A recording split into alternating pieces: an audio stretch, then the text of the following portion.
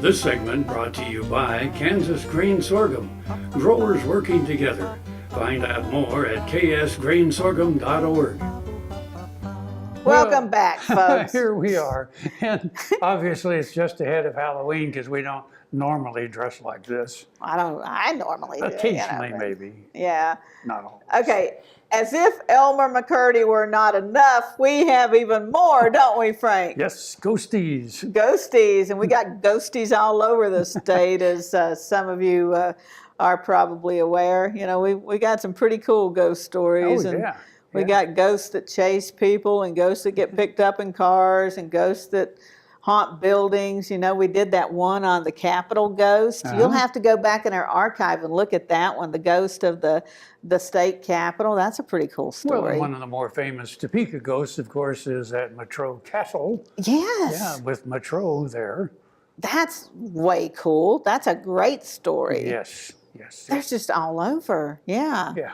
So anyway, people have tried to disprove that, and so far nobody has.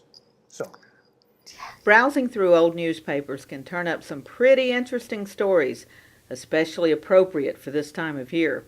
Atchison, Kansas has capitalized on its ghostly inhabitants, and its haunted tours are sellouts around Halloween. Thousands of people flock to the city hoping to catch a glimpse of a real ghost. The Chamber of Commerce won't guarantee that spirits show up on every tour, but just maybe.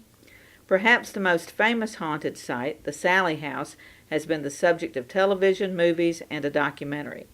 Stories like this one, from more than 100 years ago, may have helped build the city's haunted reputation. A man had lately died, the paper reported, and strange noises began to fill the house. Neighbors were sitting with the dead man's family in a half-basement room off the kitchen. A stairway led from this room. Suddenly, strange noises were heard coming from upstairs, from the room in which the man had died. There was a noise on the stairway, a noise of some object bumping from one side to another and descending. Then the door opened, and a man's head rolled into the room. The people sitting in the room fled in terror and cannot give much of a description of the head. Not surprisingly, the family stayed with neighbors and refused to go back into the house. The article concluded by saying, "Last night 4 stout young men, armed, stayed in the house, intending to set up all night." We have not found a follow-up report. Perhaps those stout young men from 100 years ago are still there, waiting for a head to roll down the stairs.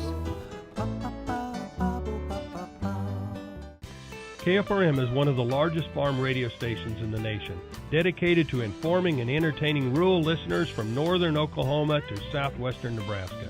You can catch KFRM in many ways, of course, 550 on the AM dial, streaming at kfrm.com, or on your smartphone by going to the TuneIn Radio app, or on Ag AM in Kansas on Tuesdays and Facebook every day of the week.